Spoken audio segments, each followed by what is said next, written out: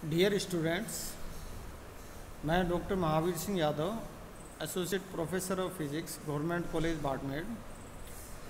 आज आपको BSc part third के पेपर सेकंड न्यूक्लियर फिजिक्स की रेडियो एक्टिविटी पार्ट टू अपने लेक्चर के अंदर बताने वाला हूँ।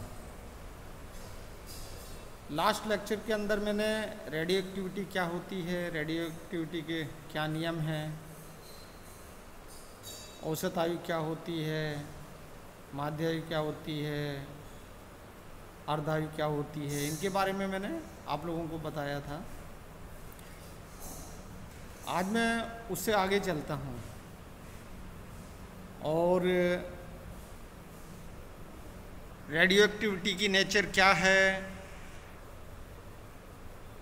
रेडियो एक्टिविटी की जो मेजरमेंट है उसके लिए क्या यूनिट काम में ली जाती है, और स्टैटिस्टिकल आर्गुमेंट के आधार पे रेडियो एक्टिविटी लॉ को किस तरह से निकाला जाता है, इस पर मैं डिटेल से आज अपना व्याख्यान देने वाला हूँ। तो ध्यान से सुनेंगे और यदि कहीं पे कोई दिक्कत आती है, प्रॉब्लम आती है, तो उसके लिए मुझसे बात करके समस्या का समाधान भी कर सकेंगे। तो मैं अभी शुरू करता हूँ एक्टिविटी एंड इट्स यूनिट, अर्थात सक्रियता और इसका मात्रक। तो एक्टिविटी क्या है? तो पहला तो इस एक्टिविटी को ए के द्वारा रिप्रेजेंट कर दिया जाता है और ये इकाई समय में विघटित होने वाले कणों की संख्या के रूप में इसको परिभाषित किया जाता है। अर्थात किसी रेडियो सक्रिय नाभिक की सक्रियता इकाई समय में विघटित कणों की संख्या के रूप में परिभाषित की जाती है। अर्थात A equal to minus dN/dt और that is equal to lambda n। परंतु हम जानते हैं जो n है किसी समय t पर n का मान n equal to n0 e⁻⁻ -λt हुआ करता है। इसलिए यदि इस n की वैल्यू और इस इक्वेशन के अंदर रख दें तो हमें यह मिल जाता है a equal to lambda n0 e⁻⁻t।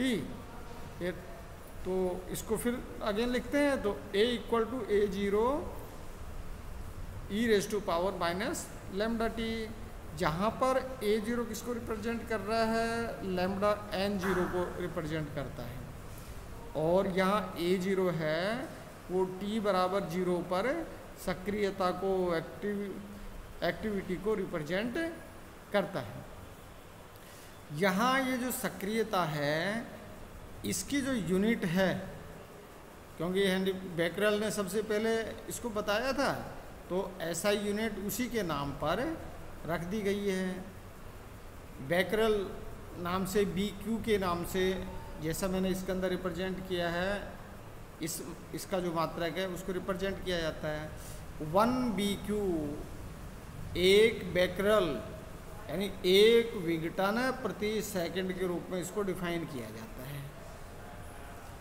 क्योंकि ये एक बहुत छोटी यूनिट है इसलिए थोड़ा सा और बड़ा वो कर दिया जाता है। दूसरे जो इसको करते हैं वो एक्टिविटी को क्यूरी के अंदर डिफाइन कर देते हैं। तो यहाँ एक क्यूरी इक्वल टू 3.7 इंटू 10⁻10 विघटन पर सेकेंड, जैसे ही इस इक्वेशन के अंदर दिया हुआ है, जैसे ये इस इक्वेशन के अंदर दे रखा है। तो यहाँ that is equal to 3.7 giga becquerel, यहाँ इसके द्वारा इसको रिप्रेजेंट कर देते हैं। इसी की एक और यूनिट के रूप में इसको डिफाइन कर दिया जाता है जिसको रदरफोर्ड कह दिया जाता है। तो 1 rutherford equal to 1 mega becquerel. तो इस तरह बेकरेल के रूप में विघटन पर सेकंड के रूप में इसको डिफाइन कर देते हैं, इसके मात्रक को। दूसरा क्यूरी के रूप में डिफाइन कर देते हैं, रदरफोर्ड के रूप में डिफाइन कर देते हैं आवश्यकता के हिसाब से, और इनको इस तरह से कर दिया जाता है।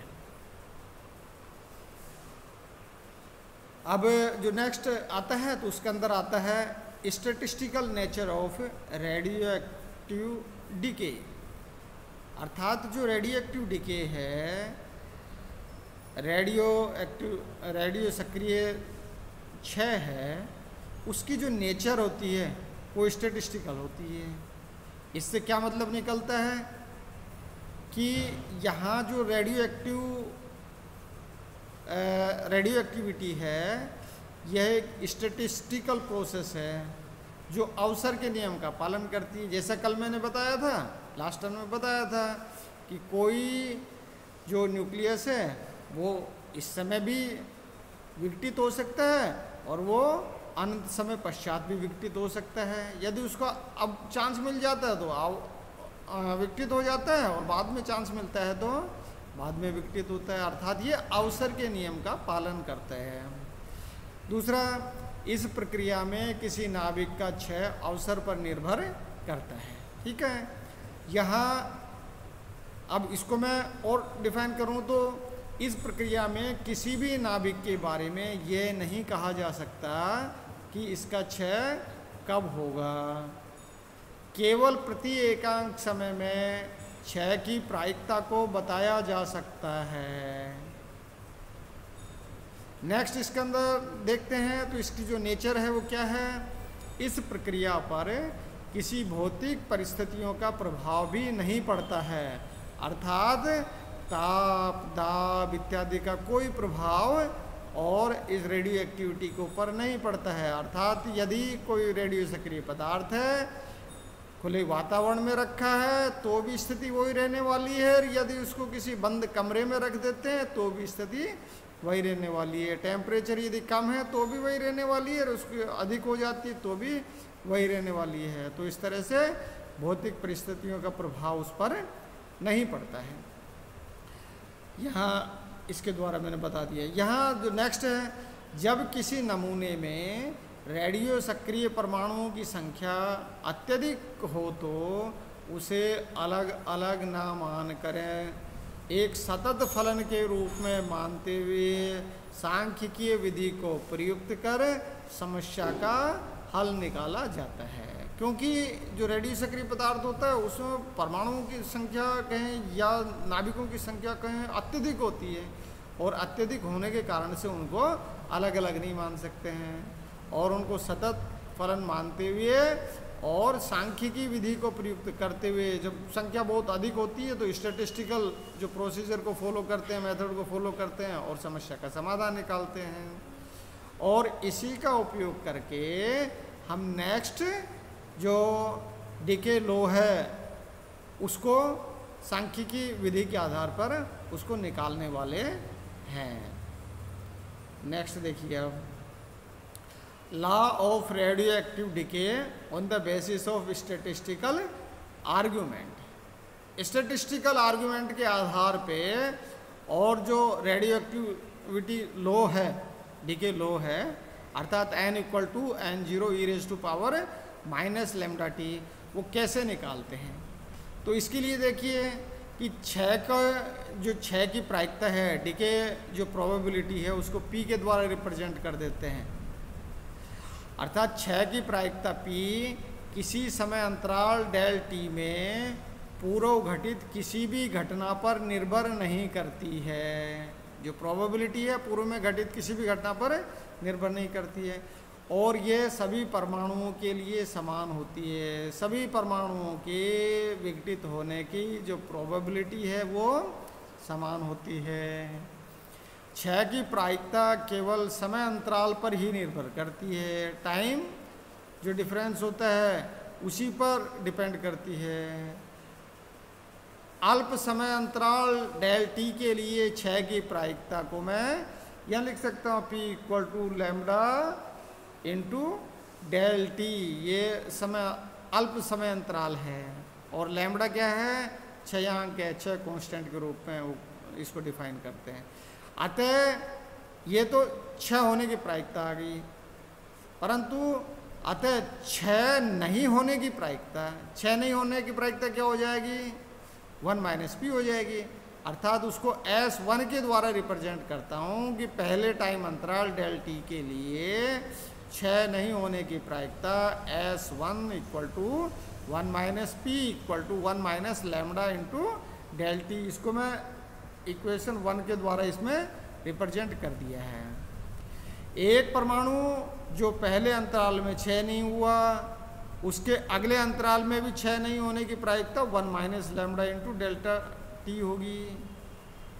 अतः प्रथम व द्वितीय अंतराल में 6 नहीं होने की, डिके नहीं होने की जो प्रोबेबिलिटी है वो S2 के द्वारा रिप्रेजेंट करता हूँ, तो वो आ गया S2 equal to 1 minus lambda del t का होल स्क्वायर। क्योंकि प्रथम उसके लिए समांतराल के लिए 1 माइनस लैम्डा टी, नेक्स्ट उसके लिए 1 माइनस लैम्डा टी, तो दो समांतराल प्रथम द्वितीय अंतराल में 6 नहीं होने की प्रायिकता 1 माइनस लैम्डा डेल टी का होल स्क्वायर आ गया।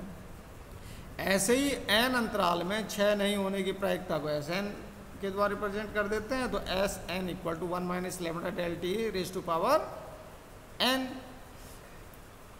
यदि कुल समय n del t equal to t हो तो कुल समय कितना मान लेते हैं, t मान लेते हैं, तो कुल समय कितना हो गया n इंटू डेल टी हो गया, that is equal to t. और ऐसी स्थिति के अंदर 6 नहीं होने की प्रायिकता इस समय t के अंदर है, Sn equal to 1 minus lambda t upon n। ये लैम्डा टी की जो वैल्यू है वो इसके अंदर रख देते हैं, t upon n raise to power whole power n। यो इसको इक्वेशन 2 के द्वारा रिप्रेजेंट कर दिया जाता है। परंतु एक्सपोनेंशियल जो फंक्शन होता है उसकी परिभाषा से हम जानते हैं e raise to power minus x equal to limit n tends to infinity 1 minus x upon n raise to power n। इस इक्वेशन 3 के द्वारा उसको रिप्रेजेंट किया जाता है। एक्सपोनेंशियल फंक्शन को इस तरह से परिभाषित कर देते हैं। अब समीकरण 3 का उपयोग समीकरण 2 में करते हैं। अब ये जो समीकरण 3 है इसका उपयोग समीकरण 2 के अंदर हम कर देते हैं, तो हमें क्या मिलता है, नेक्स्ट Sn यदि n टेंस टू इन्फिनिटी, यदि n का मान इन्फिनिटी की तरफ अप्रोच करते हैं तो विघटित नहीं होने की जो प्रोबेबिलिटी है वो ये आ जाती है, limit n tends to infinity और 1 minus lambda t upon n raise to power n equal to e raise to power minus lambda t. इस इक्वेशन के द्वारा, ये इक्वेशन 3 और इक्वेशन 2 के द्वारा, और हमें इक्वेशन 4 मिल जाती है। यदि प्रारंभ में रेडियो सक्रिय परमाणुओं की संख्या n0 हो, यदि इनिशियल t बराबर 0 समय पर n0 हो, तो t समय में बिना क्षय के परमाणुओं का अंश कितना हो जाता है, n अपॉन n0। ठीक है ना, ये 6 नहीं होने वाले परमाणुओं का अंश रह गया n अपॉन n0, that is equal to e raise to power minus lambda t. यहाँ n समय पर, यहाँ n समय t पर ऐसे परमाणुओं की संख्या जिनका 6 नहीं हुआ है, तो यहाँ समीकरण 5 से और हमें मिल जाता है n equal to n0 e raise to power minus lambda t. यहाँ यह रेडियो एक्टिव डिके का नियम होता है, अर्थात स्टैटिस्टिकल आधार पे, इसकी प्रकृति स्टैटिस्टिकल होती है, उस आधार पे वो यदि नाभिकों की संख्या, रेडियो सक्रिय पदार्थ की संख्या, परमाणुओं की संख्या अत्यधिक मात्रा में है, तो ऐसी स्थिति के अंदर सांख्यिकीय विधि का उपयोग करके हम रेडियो एक्टिव नियम को यहाँ n equal to n0 e raise to power minus lambda t के रूप में हम निकाल सकते हैं।